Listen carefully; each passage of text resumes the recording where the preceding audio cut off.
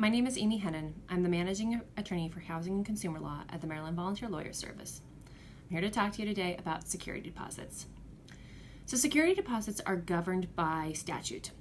That's Real Property Article 8-203 for those playing along at home, but you don't necessarily need to know that. If you are living at a property, hopefully you already have a receipt that your landlord has given you. Often this is, almost exclusively, this is the lease, the written lease that you have.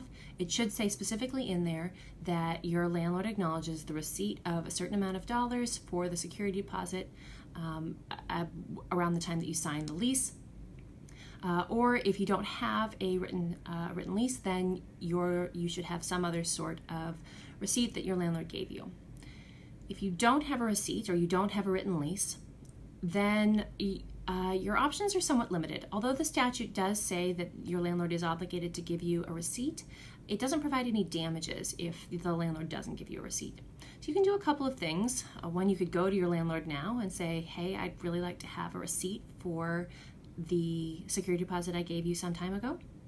Or you could start, especially if you want to be able to prove in the future that you gave your landlord a security deposit, you could start going through your bank records, seeing if you can prove that you took out a money order or you wrote a check, or however you might have given the landlord that money, and be able to demonstrate that you took that money out or that you got that something from that.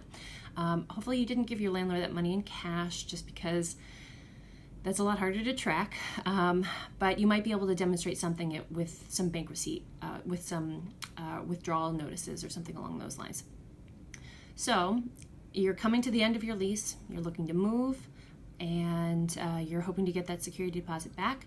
The first thing to know is that your landlord is not obligated to give you your security deposit back within 45 days, and that's after you've moved out. So unfortunately, if you were hoping to use that money from the security deposit to pay the security deposit on a new place, that unfortunately the statute isn't set up to let you do that. So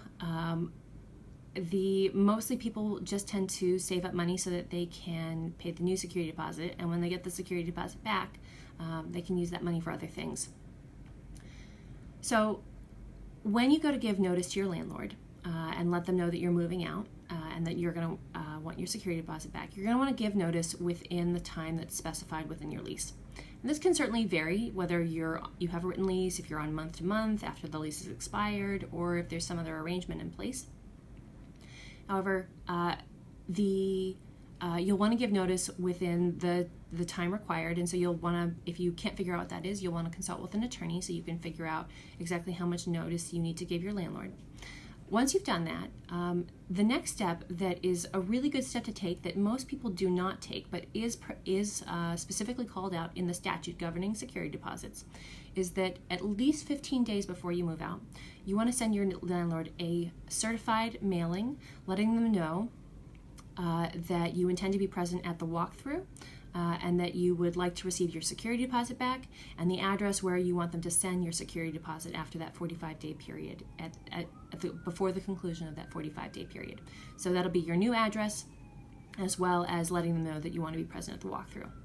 Your landlord is then obligated to send you a notice back via certified mail that tells you what the date of the walkthrough is going to be, and it has to be 5 days before or 5 days after your move out.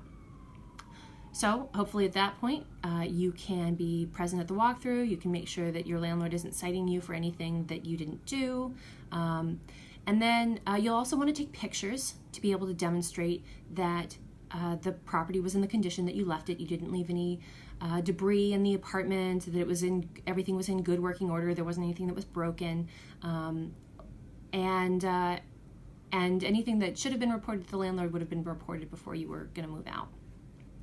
So you've done that, and it's been 45 days since you moved out, and your landlord still hasn't given you your security deposit back. All right, well, now it is time to sue your landlord. Unfortunately, the security deposit statute allows you to sue your landlord for up to 3 times the amount plus interest that your landlord was obligated to give you on your security deposit. And so hopefully you can do that through the small claims court, or as a large claim, depending on how large your security deposit was, if it's more than $5,000. In addition, with regard to interest, so the security deposit law has actually changed a number of times over the years, and so depending on how long you've been living in your apartment, the actual amount that the landlord is required to give you as interest on your security deposit may in fact vary. A certain period may be 3%, a certain period may be 1.5%. Right now, the prevailing rate is based on the Treasury yield, and it's about 2.5%. But because that'll vary, there are in fact security deposit interest calculators that are available on the internet that you might use if you are trying to figure out how much you potentially need to sue your landlord for in interest. All right, so let's say that you didn't give your landlord notice, and perhaps you had to leave suddenly, perhaps you were evicted, perhaps something else happened, and you weren't able to stay in the unit. Unfortunately, a lot of what I've just said to you probably doesn't apply because the statute specifically says that if you abandon the property or are evicted, that a lot of the protections and the benefits that come to tenants under the security deposit law, those don't necessarily apply. So, if that's the case, you're still entitled to get your security deposit back. And you are entitled to sue for it, but regardless of the situation in which you're potentially going to be suing your landlord for the return of your security deposit, you have 2 years to do it. Unlike the statute of limitations in Maryland for most things, which is 3 years for contract law, the statute specifically says you have 2 years to get your security deposit, to sue for your security deposit after you move out. So, but I always say don't dawdle. Don't let time pass too far, because you don't want to lose any of the evidence that you have for the claims that you might make. So this has been a little chat about security deposits. I hope you learned something, and have a great day.